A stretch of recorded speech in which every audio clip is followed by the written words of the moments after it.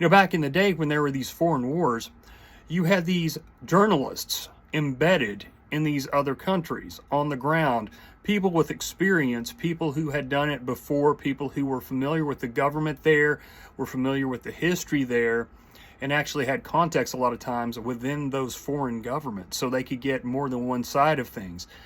Nowadays, you have these young, a lot of times, reporters from Washington, D.C. with no foreign experience reporting on these wars.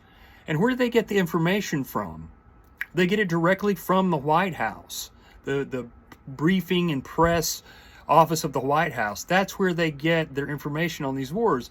So we know this to be a fact because back in Obama's day, one of his assistants, Ben Rhodes, he told all of this in, I think it was the Washington Post or one of the big newspapers. He said, look, these people generally know nothing. They're a lot of times young. They call the White House to get information on what's going on in Iraq or Afghanistan, I think is the two places he mentioned in the article, which would have been appropriate at the time.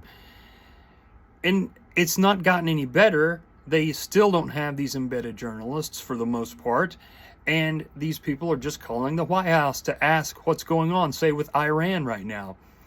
These people are just repeating what the White House says. And of course, do you think that the White House, the administration, no matter what administration it is going to give them the negative news? Do you think they're going to tell them that, hey, we're failing despite what we've been telling you, and we're spending unbelievable amounts of money on these wars that have nothing to do with American safety or defending the Bill of Rights or the Constitution?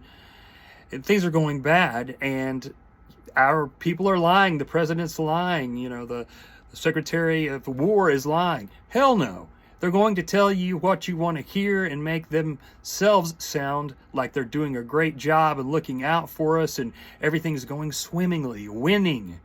So that's one of the things that a lot of people don't understand. They're just tuning into these news sources that are not really even news. They're just cheerleaders for the empire, PR for the empire, PR for the party, and that's how they're getting their news. They feel like that they've been given this news. They feel like they know what's going on, but they don't know what's going on. They're just seeing just little glimpses of what's going on, and it just gives them more fuel to want to praise the government and praise the party and praise the empire. Anyway, that's just a little something I wanted to mention. Cheers and blessings, and remember, guys, their order is not our order. See ya.